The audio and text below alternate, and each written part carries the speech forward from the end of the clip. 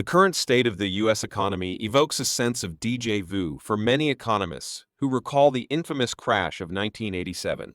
In a single day, the global stock market plummeted, sparking widespread panic about an impending recession. However, swift action by the Federal Reserve averted a full-blown economic downturn. Today, with similar market turmoil and a potential carry trade unwind triggered by Japan's recent interest rate hike, comparisons to 1987 are inevitable. Economist Ed Yardeni, reflecting on these parallels, suggests that a significant interest rate cut might be necessary to stabilize the situation. Can the Federal Reserve replicate its past success and steer the economy away from recession, or are we headed for a different outcome this time? U.S. economy, is the present situation similar to the 1987 slide? What will happen next? In the world of economics, history often seems to repeat itself. The current turmoil in the U.S. economy draws striking comparisons to the dramatic slide of 1987, a year etched into the memories of many as a time of fear and uncertainty. During that period, a single day saw the global stock market experience a catastrophic crash, leading many to predict an inevitable recession. However, through decisive action, the Federal Reserve managed to avert the crisis, providing a blueprint that some believe might be relevant today. The echoes of 1987.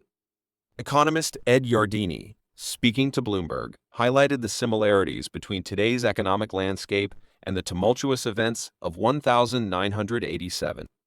Back then, the stock market faced a bloodbath, crashing dramatically within a day.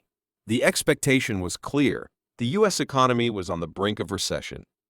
However, contrary to these fears, the recession never materialized, thanks to strategic interventions by the Federal Reserve. The carry trade and Japan's role. One of the key factors Yardeni points to is the recent interest rate hike by the Bank of Japan. This move has reportedly undermined the so-called carry trade strategy, where investors borrow in a currency with low interest rates to invest in assets that provide higher returns.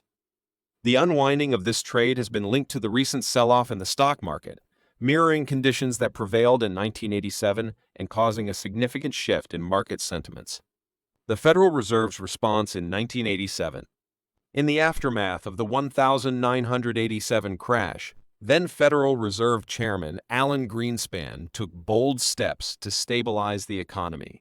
By slashing interest rates and pumping liquidity into the financial system, Greenspan managed to stave off the feared recession. This intervention not only calmed the markets, but also provided a crucial lesson in crisis management that remains relevant today. Yardeni is hopeful that the current Federal Reserve Chairman, Jerome Powell, will take a page from Greenspan's playbook. He suggests that a significant interest rate cut, possibly by 50 basis points, might be necessary to prevent the economy from sliding further into turmoil. This perspective comes at a critical time, as the S&P 500 index saw a substantial drop of about 2.3% in New York, following an earlier dip of around 4.3%. Simultaneously, Japan's Topix index experienced a more than 12% crash, signaling widespread instability. Mitigating concerns and strategic easing. According to Yardeni, the first step for policymakers should be to address and alleviate concerns about the U.S. economy. This could create a more stable environment that is conducive to introducing an easing cycle with the proposed rate cut. Such measures could help to restore confidence and prevent further economic decline. Historical context: the 1987 economic crisis. To understand the gravity of the situation, it's important to revisit the events of 1987. The sudden market crash instilled widespread panic, with many fearing an imminent economic recession. However, the Federal Reserve's rapid response, which involved cutting bank rates and injecting liquidity, successfully averted a prolonged downturn.